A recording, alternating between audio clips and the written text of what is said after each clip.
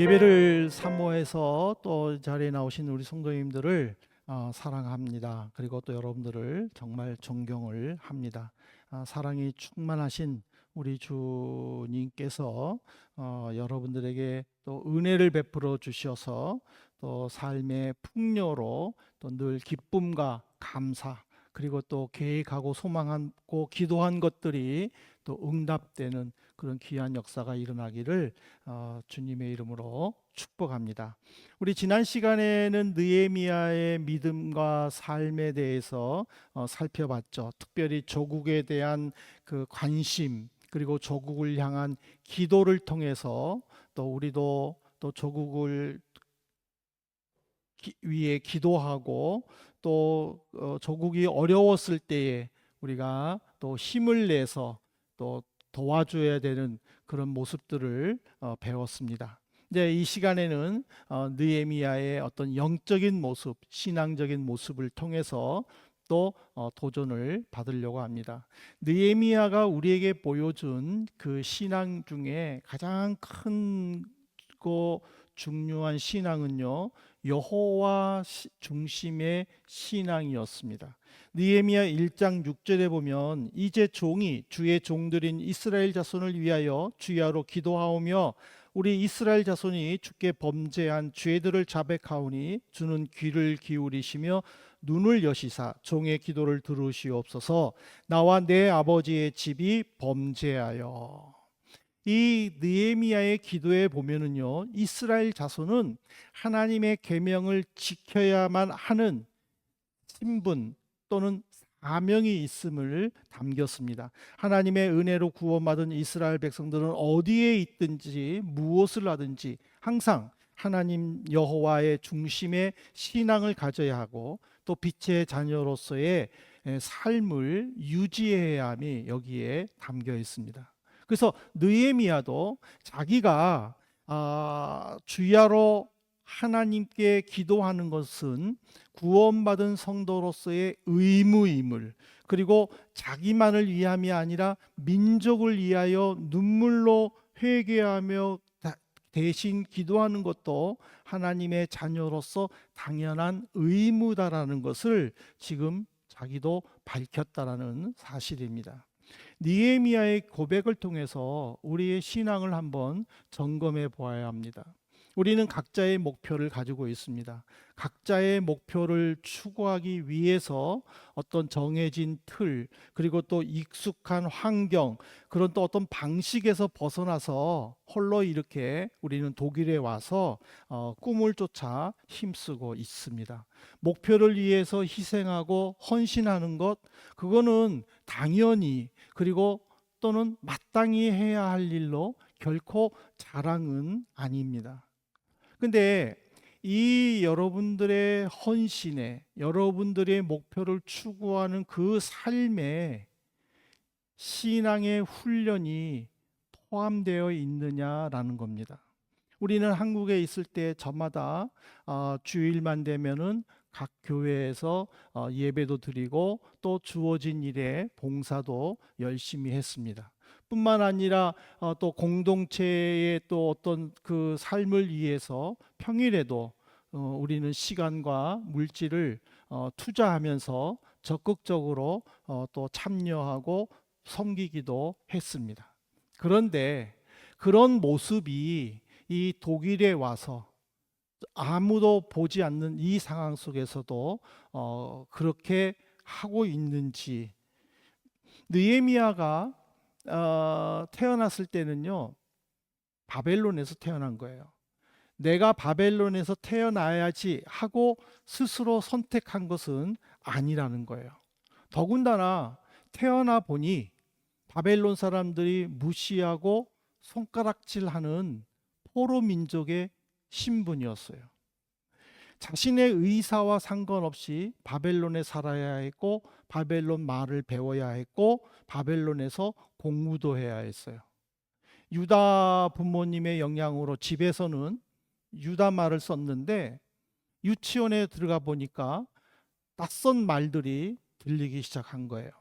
자기는 무슨 말을 하는데 선생님은 그 말을 이해해 주지를 못한 거예요. 선생님이 말한 것도 이해를 못하기 때문에 실수만 하고, 그러다 보니까는 친구들에게 조롱도 당하고 또 놀림도 당하기도 했습니다. 이런 상황에서 어린 느헤미야가 받았을 상처는 어땠을까? 느헤미야의 상황은, 어렸을 때의 상황은 독일에 사는 우리 모두가 충분히 공감할 수 있을 것입니다. 그렇게 느헤미야는 어린 시절을 지나고 질풍노도와 같은 청년 또 청소년 시절을 지나다가 이제는 어느 정도 삶의 안정을 누릴 수 있는 중장년의 시절이 왔음에도 불구하고 그에게는 떠나지 아니하는 유일한 것이 하나 있으니 바로 여호와 신앙이라는 사실입니다. 부모님 밑에서 우리는 얼마든지 교회에 다닐 수 있고 또 충성하고 헌신할 수 있습니다. 그러나 부모님이나 어른들의 눈길이 없어도 그곳에서 열심히 신앙생활 한다는 것은 그의 마음에는 이미 하나님께서 허락하신 구원의 은혜를 체험했다는 증거이기도 하고, 여호와 신앙이 나를 이끌면서 말씀 안에서 생각하고 활동할 수 있도록 초점을 맞춰줬다라는 증거일 수도 있습니다. 근데 여러분, 이거 한번 생각해 보십시오.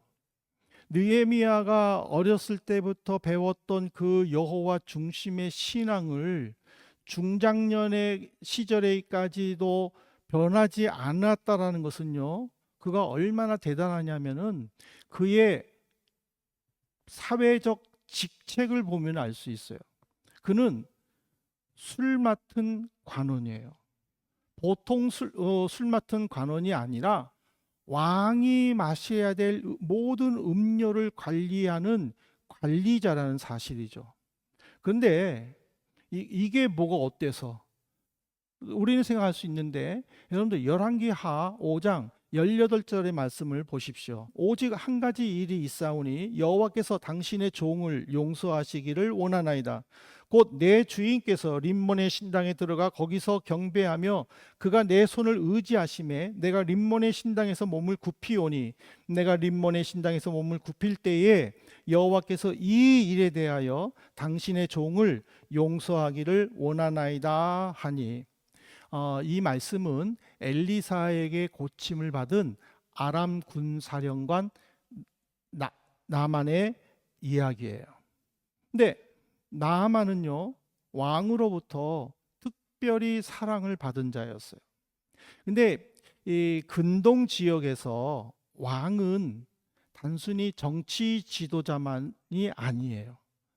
그 나라가 믿는 종교의 최고 제사장이에요. 그러니까는 아람 왕이 매일 아침마다 림몬 신을 모시는 림몬 신당에 가는데, 그 림몬 신당에 갈 때에 꼭 나아만이 경호를 했다라는 사실입니다. 그리고 그의 곁에서 자기가 머리를 숙이는데, 그 머리 숙이는 것은 림몬 신께 머리 숙이는 것이 아니라는 것을 좀 알아달라 하고 지금 나아만이 엘리사 선지자에게 변명하는 내용이에요.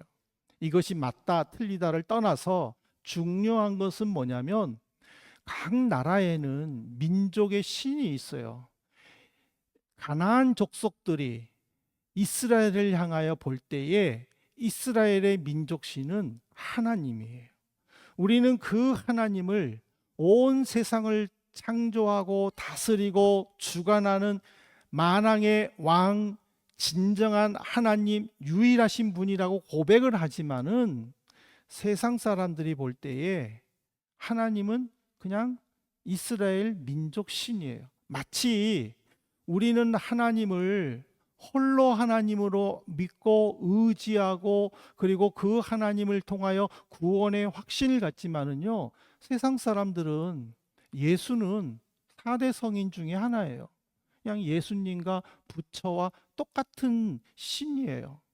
그냥 이슬람의 모하메과 똑같은 선지자예요. 예. 이럼에도 불구하고 여호와의 신앙을 굳게 지킬 수 있었다라는 것은 나아만을 통해서 하나님을 얼마만큼 신실하게 그리고 신을 가지고 믿었는가를 가르쳐 주는 거예요. 여호와의 신앙을 우리가 가져야 되는 이유는 뭐냐면은 그 어떤 상황에서도 하나님에 대해서 흔들려서는 안 되는 거예요. 예수님에 대해서 어떤 상황에서도 흔들려서는 안 되는 거예요. 느헤미야는요, 그 바벨론에서 자라서 바벨론의 교육을 받았음에도 불구하고 부모님에게 배웠던 그 신앙을 부모님이 돌아가시고 자기가 장년이 되었음에도 불구하고 확신을 가졌다라고 제가 자신 있게 이야기하는 것은 뭐냐면 그의 기도를 보면 아는 거예요. 그의 기도는 어떤 기도예요? 그냥 하나님께서 이스라엘 백성들을 선택하셨다라는, 아브라함 때부터 하나님께서는 이미 이스라엘 족속들에게 가나안 땅을 주시겠다고 하는, 모세 율법을 통하여 이스라엘 백성들에게 율례를 지키고 주의 법규를 지키도록 인도하셨다라는 그 역사적 사실을 가지고 지금 하나님께 기도하고 있다라는 사실이에요. 그 느헤미야의 기도와 우리의 기도를 한번 생각을 해봐야 돼요. 우리는 내 기도에 바쁘잖아요. 그냥 내 기도에만 빠져가지고 내 기도만 하고 있잖아요. 그렇지만 느헤미야는 내 기도뿐만 아니라 민족을 위하여 기도했다라는 것이죠. 우리는 이 느헤미야의 기도를 통해서 세상의 어떤 트렌드나 또는 어떤 변화에 집착하거나 또는 졸업장이 목표가 되지 말아야 될 것입니다. 물론 졸업장이 중요합니다. 졸업장이 있어야죠. 그러나 그 졸업장 뒤에는 바로 크고 두려운 하나님, 그 하나님을 고백하는 믿음이 우리에게 있어야 된다는 것이죠. 이 여호와 신앙, 이 간절함이 이 자리에 있는 우리 모두에게 임하시기를 진심으로 부탁드립니다. 두 번째로는 느헤미야의 신앙에는요, 여호와 중심 신앙이 될 수 있는 거는요, 그는 하나님 앞에서 영성을 키웠다는 사실이에요. 느헤미야서 1장 11절에 보실래요? 주여 구하오니 귀를 기울이시사 종의 기도와 주의 이름을 경외하기를 기뻐하는 종들의 기도를 들으시고 오늘 종이 형통하여 이 사람 앞에서 은혜를 입게 하옵소서 하였나니 그때에 내가 왕의 술 관원이 되었느니라. 하나님을 통해서 예루살렘의 슬픈 상황, 위기 상황을 들은 느헤미야는 그 자리에서 동생 하나니와 함께한 일행들과 함께 기도했어요. 그 기도의 내용의 제목은 오직 하나예요. 그 기도는요, 하나님, 내 동생과 이 일행들에게 은혜를 베풀어 주옵소서. 이들을 통해서 내가 지금 바벨론에서 누리고 있는 이 형통함이 예루살렘과 유다 땅에 사는 우리 백성들에게도 임하여 주옵소서. 저는 이 느헤미야의 기도를 통해서 영성이라는 단어를 생각을 해보게 됩니다. 이 영성이라는 것은요, 하나님 성령을 통해서 하나님의 임재 가운데에 거하는 겁니다. 즉 성령의 임재 속에서 우리가 매일매일 살다 보면 우리 그리스도인의 영혼은요, 신의 성품에 참여하게 되는 거예요. 신의 성품이 뭐냐? 베드로후서 1장 4절에요. 이로써 그 보배롭고 지극히 큰 약속을 우리에게 주사 이 약속으로 말미암아 너희가 정욕 때문에 세상에서 썩어질 것을 피하여 신성한 성품에 참여하는 자가 되게 하려 하셨느니라. 신의 성품의 가장 큰 것은 보배롭고 지극히 큰 약속이라는 거예요. 예수 그리스도의 영광과 덕으로 말미암아 주어진 각자에게 주신 은혜예요. 이 은혜로 인하여 예수님이 재림하실 때에 그 많은 성도들은 새 하늘과 새 땅과 또 영원한 나라에 참여하는 것을 의미하는 거예요. 예수님의 흘리신 피로 말미암아 구원을 입은 사람들의 생각과 행동은 늘 하나님께 맞춰져 있어요. 하나님께서 이 일을 통하여 어떻게 나를 이끌어 가실까? 이 현상을 통해서 하나님이 나에게 요구한 것이 무엇인가? 내게 어떤 어려움이 닥쳤다면은 이 어려움을 통하여 하나님은 나에게 무엇을 요구하실까? 그런 것들로 꽉 차 있다라는 거죠. 그러니까 늘 하나님과 결부시킨다라는 거예요. 그러나 신의 성품을 알지 못하는 사람은요, 힘들고 어려운 일을 당할 때마다 원망하고 불평하는 거예요. 왜 이 일이 이렇게 와서 나로 하여금 신경을 쓰게 만들까? 내가 그동안 투자한 것이 얼만데, 내가 그동안 힘쓰고 애쓴 것이 얼만데, 이것 때문에 내가 왜 이렇게 처져 있어야만 될까? 하고 막 화를 내거나 자책하거나 원망하거나 불편하게 된다는 것이죠. 그로 말미암아 이제는 세상의 정욕에 휩싸이게 된다는 거죠. 하나님보다는 세상에 더 신경을 쓰게 되는 거죠. 그래서 신의 성품에 참여한 사람들의 특징은 뭐냐면요, 어떤 유혹이 오더라도 그 유혹들과 맞서 싸운다라는 거죠. 맞서 싸워서 이제는 하나님과 예수님과 연합하여 새로운 피조물로 거듭나게 된다는 것이죠. 그것을 기독교 용어로는 중생이라고 이야기합니다. 중생이라는 것은요, 거듭남으로 말미암아 이제는 세상 것보다는 하나님의 것, 예수 그리스도가 원하는 것이 무엇인가에 더 관심을 가지고 거기에 초점을 맞춰 산다라는 것을 의미하는 거예요. 근데 한번 보세요. 태양신을 섬기는, 태양신 미트라를 섬기는 이 페르시아의 왕, 그 왕이 마시는 음료를 담당하는 자, 그는 왕의 성격과 인품을 누구보다도 많이 겪을 수밖에 없다라는 것이죠.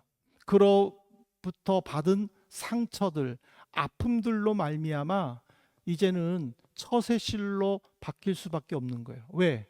아, 내가 이렇게 했더니 왕이 좋아하는구나. 아, 이렇게 하면 나에게 불이익이 오네. 이 말은 결국에는 뭐냐면, 내가 세상의 특징인 왕을 선택할 것이냐 아니면 하나님을 선택할 것이냐에 따라서 번민이 있다라는 것이죠. 내가 세상을 택하면은 부귀영화가 따라오잖아요. 내게 왕에게 잘 보이면 부귀영화가 따라오잖아요. 그럼 왕에게 잘 보이기 위해서는요, 하나님의 것을 버려야 할 때가 있다라는 사실이죠. 근데 지금 느헤미야는 누구보다도 왕의 눈치를 살펴야 되는 그 어려운 자리, 그 힘든 자리에서도 여호와 중심의 신앙을 가질 수밖에 없었다라는 것은, 평소에 그는 하나님을 바라보는, 하나님을 향해 기도하는, 하나님을 의지하는 영성을 키웠다라는 것을 보여주는 거예요. 제가 이걸 어떻게 하냐고요? 역사에 나와요. 페르시아 왕들만큼 하루에도 수없이 말을 바꾸고 불같은 성질을 신하들에게 내뱉었다라는 기록에 있어요. 그러니 느헤미야도 하루에 몇 번씩이나 목숨의 위기를 넘길 수도 있었다라는 사실이죠.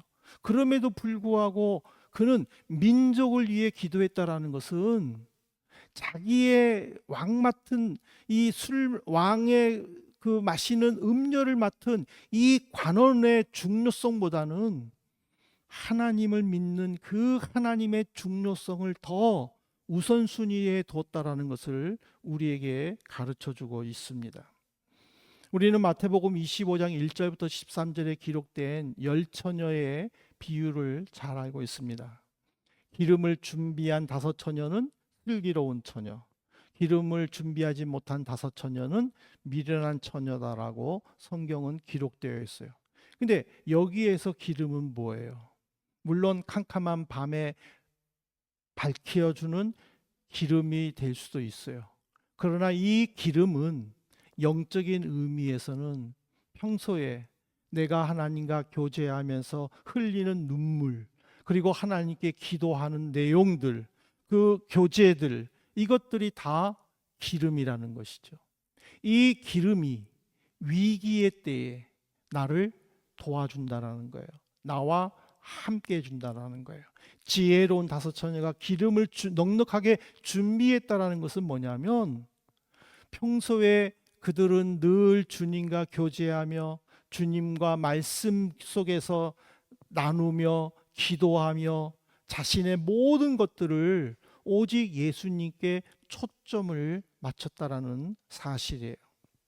그러므로 오늘 우리는 이 느헤미야의 여호와의 중심의 신앙, 이 여호와의 중심의 신앙의 영성을 키웠던 그의 평소의 모습을 통해서 우리도 무엇이 성공인가를 한번 생각해 봐야 돼요. 느헤미야의 성공이 뭡니까? 그냥 어렵고 포로 민족의 신분이지만은 그 모든 어려운 관문들을 뚫고 왕의 술 맡은 관원이 된 것이 성공으로 보십니까? 아니면은 왕의 술 맡은 관원이었음에도 불구하고 오직 하나님께 초점을 맞추고 오직 예수 그리스도만 바라보는 그 신앙을 성공으로 보십니까? 세상은요, 왕의 술 맡은 관원이 성공이라고 말할 것입니다. 우리 주변에도 있잖아요. 성공한 연예인들, 자기 분야에서 성공해가지고 마음껏 누리는 사람들 보면서 역시 성공해야 되는구나. 성공해야 내가 마음껏 사고 싶은 거 사고 먹고 싶은 거 먹고 마음껏 쓸 수 있구나 라고 우리는 생각할 수 있을 것입니다. 그러나 성경은 그것이 성공이 아니라, 성공이라는 것은 그리스도의 정체성을 가지고 여호와의 중심의 삶을 사는 것이라고 우리에게 말해주고 있습니다. 세상의 것은 금방 사라지지만 오직 예수 그리스도는 우리와 함께 하셔서 우리에게 영원토록 인도해 주신다라고 가르쳐주고 있습니다. 그렇기 때문에 우리는 느헤미야를 통해서 무엇을 성공으로 잡을 것인가를 우리는 먼저 확인을 해야 될 줄로 믿습니다. 예수님을 한번 보세요. 예수님은요, 말씀을 가르치시고 또 사역을 하시면서요, 돈이 필요할 때도 참 많았었습니다. 근데 예수님은요, 백성들에게 모금하지 않았습니다. 그런데도 늘 풍성했습니다. 그 모금을 위해서 제자들에게, 야, 오늘은 모금 때문에 우리 일하지 말자. 우리 집집마다 다니면서 좀 사람들에게 도와달라고 하자 하고 사역을 멈추고 집집마다 돌아다니면서 모금하지 않으셨어요. 오직 예수님은 말씀을 가르치고, 그리고 병자들을 치유하고, 그리고 제자들을 통해서 전도하는 일에 최선을 다했어요. 그렇게 사신 예수님이 마지막으로 제자들과 백성들에게 무슨 말씀을 하신 줄 아십니까? 마태복음 6장 33절이에요. 우리 한번 같이 읽어보겠습니다. 한번 같이 읽어보십시다. 그런즉 너희는 먼저 그의 나라와 그의 의를 구하라. 그리하면 이 모든 것을 너희에게 더하시리라. 먼저 그의 나라와 그의 의를 구하라. 눈에 보기 좋은 것, 아니면 진짜 좋은 것, 이것을 구분하라는 거예요. 눈에 보기 좋은 것을 찾느라 진짜 좋은 것을 놓치지 말라라는 거예요. 진짜 좋은 것을 찾음으로 말미암아 다윗처럼 내 평생의 선하심과 인자하심이 반드시 나를 따릅니다라는 그 고백, 바로 여호와 하나님의 중심의 삶을 살아가라라고 우리에게 가르쳐주고 있습니다. 아담과 하와가 이제 아이를 낳죠. 첫 번째는 가인을 낳고 얼마 있다가 아벨을 낳죠. 그런데 하나님께서 아벨의 제사만 드린다고 해서 가인이 시기하고 질투 가운데에 아벨을 쳐서 죽입니다. 그래서 이제 하나님은 그 가인에게 부모님과 함께 살 수 없도록 징계를 하셨습니다. 그래서 아담과 하와는 둘째 아들이 죽었는데 첫째 아들도 떠나가는 것에 대해서 굉장히 슬퍼했습니다. 그러다가 그 둘 사이에 다시 아들이 태어났습니다. 그 아들이 셋입니다. 세 번째라는 의미에서 셋이라는 이름을 지었죠. 근데 이제 그 셋이 어느 정도 성장하여 이제 아들을 낳습니다. 그 아들의 이름이 에노스입니다. 창세기 4장에 나오는데 이 에노스가 우리나라 말로 번역을 하면은요, 연약한이라는 의미가 있습니다. 왜 셋은 자신의 아이에게 좋은 이름들도 많은데 왜 연약한이라는 이름을 지어줬을까? 언제 우리가 하나님을 의지합니까? 언제 하나님의 도움이 필요합니까? 언제 하나님께 간절하게 기도합니까? 연약할 때. 내가 연약할 때에 하나님을 의지할 수밖에 없는 거고, 내가 연약하면 하나님께 기도할 수밖에 없는 거예요. 셋은 아들을 통해서 연약함 속에서 늘 하나님을 의지하기를 원했다라는 사실이에요. 연약함은 바로 신앙의 출발점이라는 거예요. 여호와의 중심의 신앙, 내가 영성을 키워야 되는 것, 아무리 옆에 사람이 뭐라고 해도, 성경에서 무엇이라고 말해도 내 스스로가 연약함을 모르면 이 말씀은 소용이 없는 거예요. 그런데 내 스스로가 연약함을 느끼고 부족함을 느끼면은 주변에서 네가 언제부터 기도했다고 조롱을 해도 하나님께 기도할 수밖에 없다라는 거예요. 이것이 바로 여호와 신앙의 출발점이에요. 오늘 저는 이 느헤미야의 신앙을 통해서 우리가 마지막으로 권면하고 싶은 거는 연약함, 부족함을 고백합시다. 나는 늘 부족합니다. 하나님 내게 지혜를 주십시오. 하나님 나는 늘 연약합니다. 내게 힘을 주십시오. 이렇게 기도하시기를 바랍니다. 저는 우리 청년들을 바라보면서 참 미래를, 다음 세대의 미래를 저는 꿈꿔봅니다. 수시로 변하는 대중교통의 그 불편함, 그 짜증을 견디고, 오늘도 대중교통 탔을 때 얼마나 덥습니까? 근데 그런 것들을 다 견디고 예배당에 나오지 않으셨습니까? 또 소중한 아침잠, 정말 아침에 일찍 10분 좀 더 늦게 자는 게 얼마나 꿀잠이겠습니까? 근데 그런 아침잠과 아침밥을 포기하고 미리 나와서 예배를 준비하는 우리 찬양 팀원들, 그리고 또 예배 팀원들을 바라보면서, 그리고 또 예배 마치고 나면은 또 피곤하고 배고플 텐데도 또 조별로 나뉘어서 또 조별 모임하는 그런 모습들을 바라보면서 저는 참 하나님께 감사합니다.